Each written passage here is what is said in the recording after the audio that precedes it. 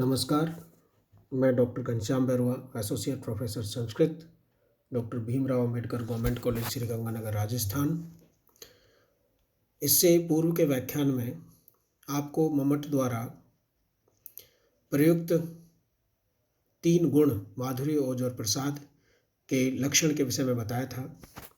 इस व्याख्यान में ये बताया गया है कि वर्णा समासो रचना तेषां व्यंजकता मिता, अर्थात वे गुण वर्ण, समास और रचना के आधार पर उनकी व्यंजकता किस प्रकार से होती है या वो किस रूप में प्रदर्शित होते हैं या दिखाई देते हैं। तो तीनों गुण माधुर्य, ओज, प्रसाद की वर्ण, समास और रचना के आधार पर व्यंजकता को यहाँ पर मम्मट ने इस प्रकार से सिद्ध किया है। देखिए, पहला सूत्र नंबर 99 है, मूर्धनि वर्गान् त्यागाः स्पर्शा अटवर्गा रणौ लघु अवृत्ति मध्यवृत्तिर्वा माधुर्ये घटना तथा। यानी कि माधुर्य गुण में क्या होता है, देखिए, मूर्धनि वर्गान् त्यागा, इसका अन्वय देखेंगे अ ट वर्गा, जिसमें ट वर्ग का अभाव हो।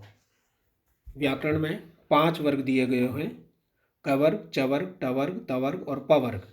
तो जिसमें ट वर्ग नहीं होना चाहिए, ट वर्ग का जिसमें अभाव हो, ट वर्ग का जिसमें अभाव हो। और मूर्धनि वर्गान् त्यागः, अर्थात जो सिर पर स्थित अपने अपने वर्ग के अंतिम अक्षर से युक्त, मूर्धनि यानी सिर पर स्थित अपने अपने वर्ग से वर्ग के वर्ण के सिर पर स्थित, यानी कि जैसे क वर्ग है तो क वर्ग का अंतिम अक्षर ङ है और ङ उसके ऊपर क वर्ग के किसी भी चारों अक्षरों में से किसी के साथ, इस प्रकार से। और स्पर्शा अर्थात स्पर्श अक्षर, अर्थात कैसे लेकर के मैं तक, कादयो मावसाना इति स्पर्शा, ये स्पर्श अक्षर। और रणौ लघु, और रे और ण ये दोनों लघु रूप में हो, अर्थात दीर्घ रूप में नहीं हो।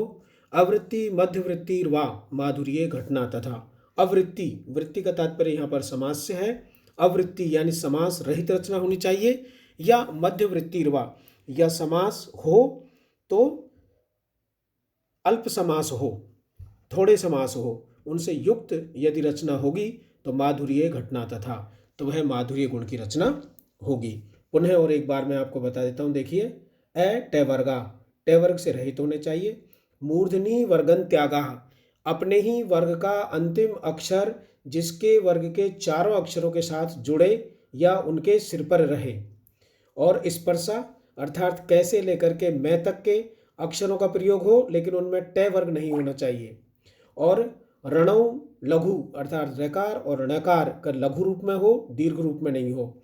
और अवृत्ति मध्यवृत्तिर्वा, या तो समास रहित रचना होनी चाहिए और या अल्प समास युक्त रचना होनी चाहिए। ऐसी वर्णों की अगर घटना बनती है, ऐसी वर्णों की अगर रचना बनती है तो वह माधुर्य गुण होता है। इसका उदाहरण देखिए, ये 348 नंबर का श्लोक है। अनंग रंग प्रतिमं तदंगम भंगी भी रंगी कृत मानतांग्यः कुर्वन्ति यूनां सहसा यथेता स्वान्तानि शांता परिचिंतनानि। अब ये श्लोक है, इसमें देखिए, अनंग रंग प्रतिमम तदंगम भंगी भी रंगी, ये इस प्रकार के शब्द है जहाँ पर उसी वर्ग का अक्षर अपने उसी वर्ग का अंतिम अक्षर उसके अन्य पूर्व के 4 अक्षरों में सिर पर बैठा हुआ है।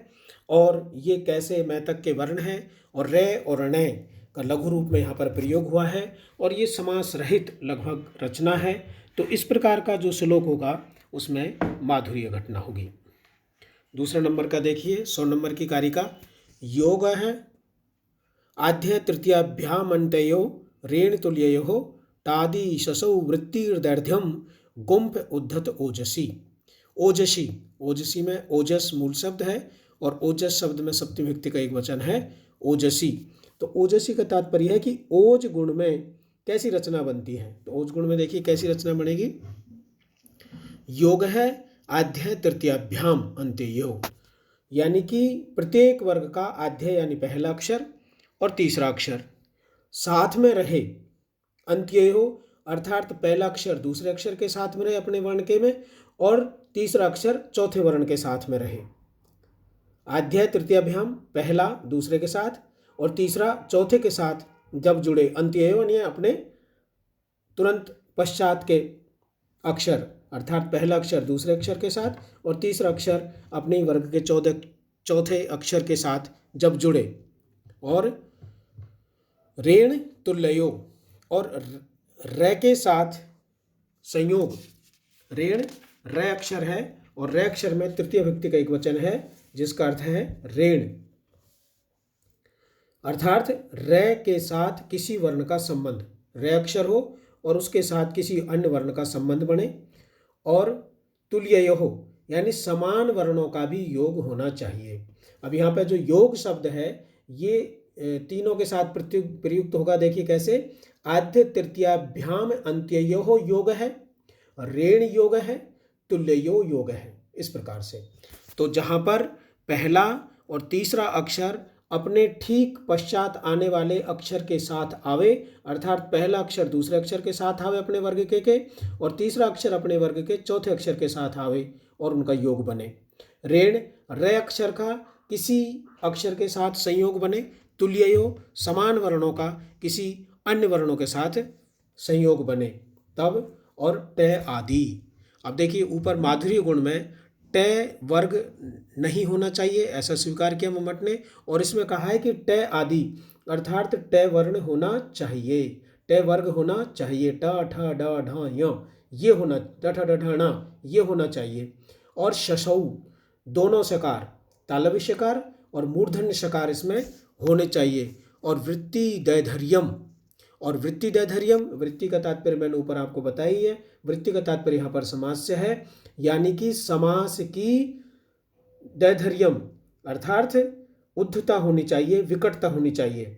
और इस प्रकार से गुंफ उद्धत ओजसी यानी वर्णों का गुंफ जो है जुड़ा हुआ होना चाहिए, विकट होना चाहिए और दीर्घ समास से युक्त और उद्धत रचना। दैर्घ्यम मतलब दीर्घ समास यानी कि बड़े बड़े शब्द रचना होनी चाहिए, और गुंफ अर्थात उद्धत अर्थात विकट रचना जब होगी तो वहाँ पर ओज गुण होगा।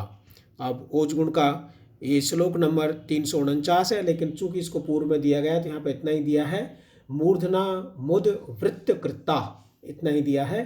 तो इस प्रकार से जब ऐसे आए कि जहाँ पर ट वर्ग का बाहुल्य हो, जहाँ पर रे अक्षर बार बार किसी के साथ जुड़े, जहाँ पर समान वर्णों का प्रयोग हो, जहाँ पर अपने ही वर्ग का पहला अक्षर तीसरे अक्षर के साथ, अपने ही वर्ग का पहला अक्षर दूसरे अक्षर के साथ और तीसरा अक्षर चौथे अक्षर के साथ जुड़े, जहाँ पर श और स की आवृत्ति हो और जहाँ पर समास में दीर्घता हो और गुंफ अर्थात विकट या उद्धत वर्णों से युक्त जहाँ पर शब्द रचना हो वह ओज गुण होता है।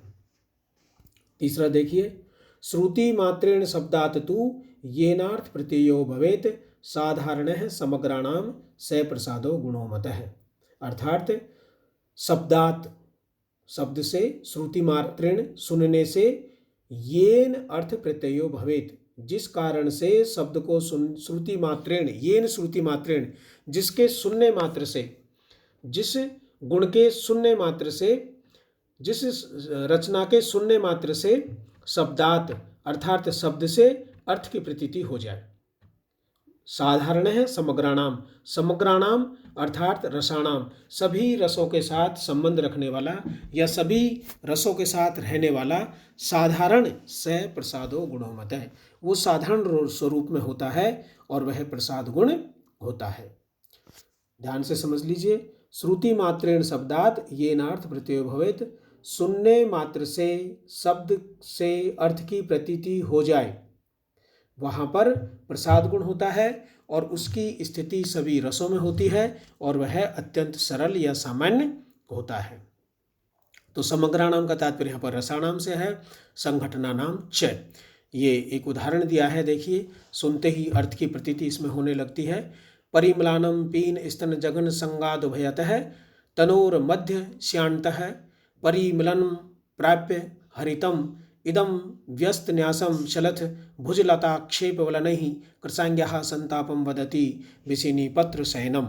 इस प्रकार के ये श्लोक हैं जहाँ पर शब्द को सुनने मात्र से, श्रवण मात्र से ही शब्द से अर्थ का ज्ञान हो जाए, वहाँ समस्त रसों में रहने वाला, सभी रचनाओं में रहने वाला, सामान्य रूप वाला वह प्रसाद नामक गुण होता है।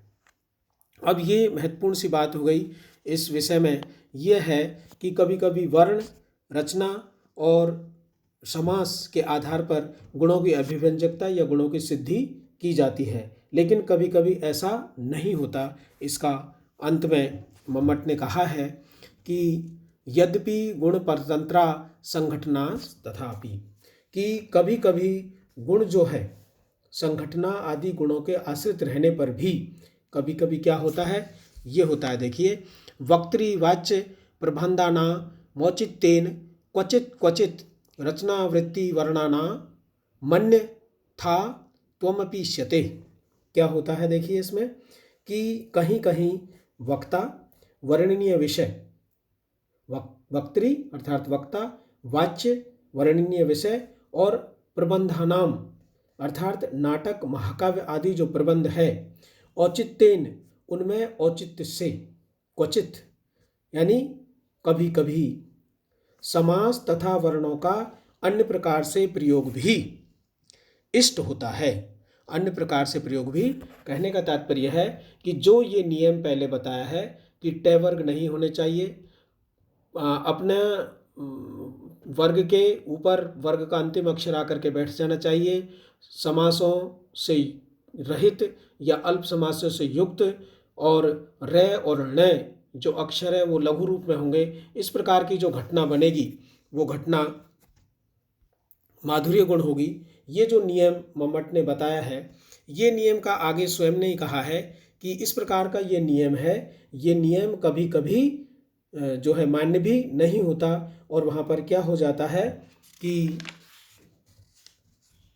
कहीं कहीं पर वक्ता और प्रबंध की अपेक्षा किए बिना ही वाच्यगत औचित्य के अनुसार रचना आदि होते हैं, अर्थात इस नियम के अनुसार रचना आदि नहीं होते। तो इस प्रकार से ये काव्य प्रकाश का अष्टम उल्लास समाप्त, और यही एमए उत्तरार्ध के आपके सिलेबस में काव्य प्रकाश का अष्टम उल्लास तक ही है। तो इस प्रकार से ये काव्य प्रकाश आपका यहाँ पर समाप्त हुआ। धन्यवाद।